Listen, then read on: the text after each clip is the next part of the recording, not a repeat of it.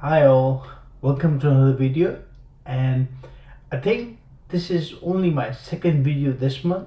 I haven't really done a lot of video recording this month, and so yeah, it's taken some time to get to this, but we are here now. And why did it take me this long?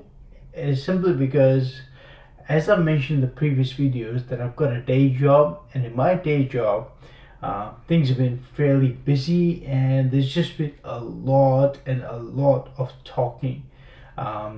So I'm on this really important cybersecurity project, and as a part of that project, I need to interact with a whole bunch of stakeholders. I need to talk to 20, 30, 40 different people at different levels in the organization.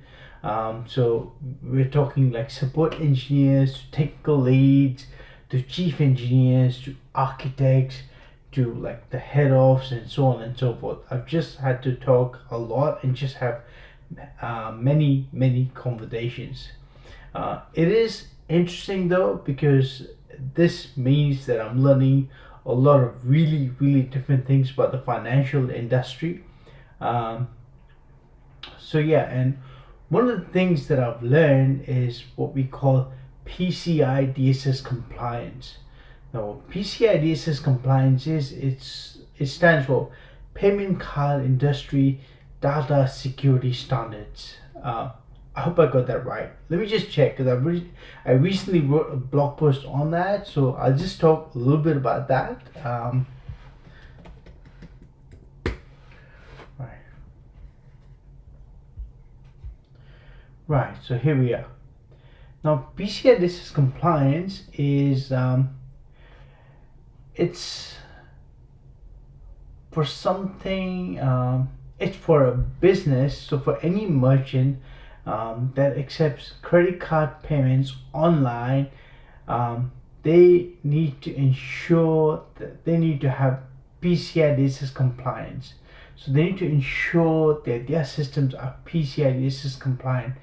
Now, PCI, what this means is they need to go through their infrastructure of what they've got for their apps and how they're hosting it, and the security around it needs to meet this 12 criteria that has been defined as part of the PCI DSS compliance.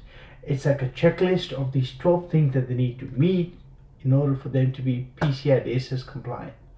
Now, a little bit of history on PCI DSS compliance.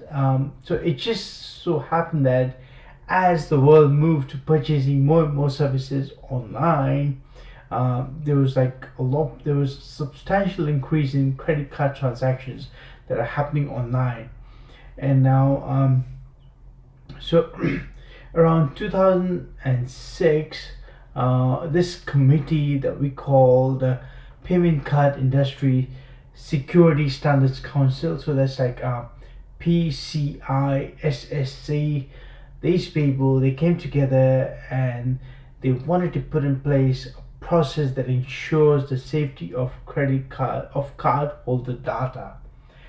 It ensures the safety of cardholder data of all these things, all transactions taking place that are happening online.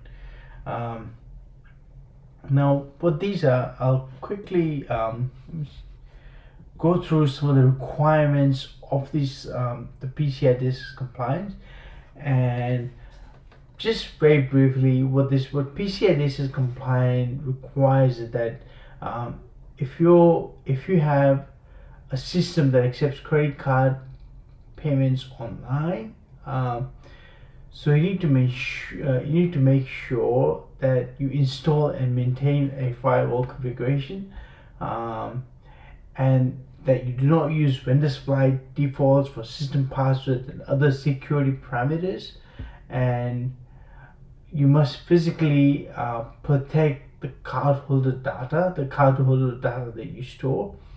And now, in the transmission of cardholder data that happens in an encrypted ensure that the transmission of cardholder data is encrypted across open public networks, and you must regularly use and update antivirus software programs, and you must maintain secure systems and application. But that it means that the systems are regularly patched. They've got the OSs that they're running on are up to date, and there's firewalls and routers and so on and so. All the hardware and software must be up to date.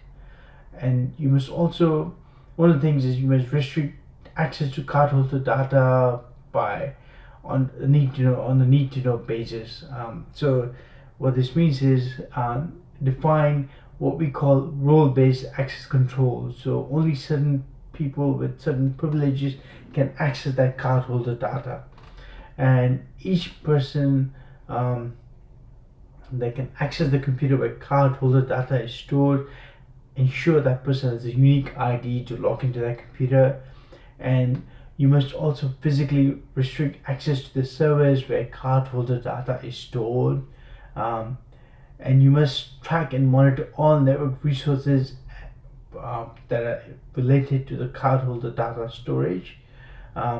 You must regularly test your security systems and processes, and also you must keep a log that talks about that mentions all the relevant personnel and the level of security clearance that each people have on what data they can access. So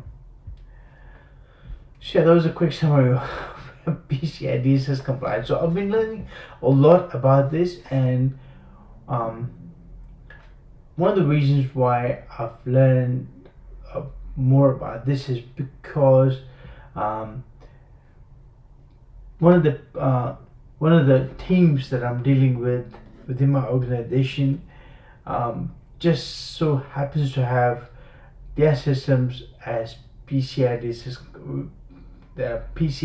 compliant.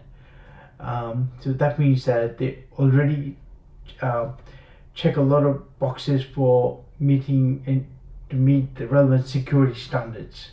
So their cybersecurity is pretty good, and I feel confident that they have they have all the means in place to protect cardholder data.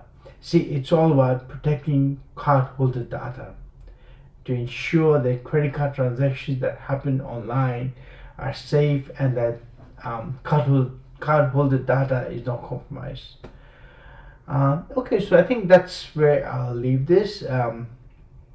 It's a fairly short post, a short video log, and I'll put a link to my blog post in the description of this video. And that's all.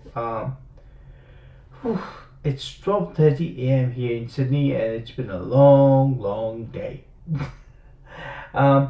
But yeah, I'm happy that I managed to get to do this. I'm very happy that I managed to do this. It's great. So until next time, I wish you all well and live long and prosper.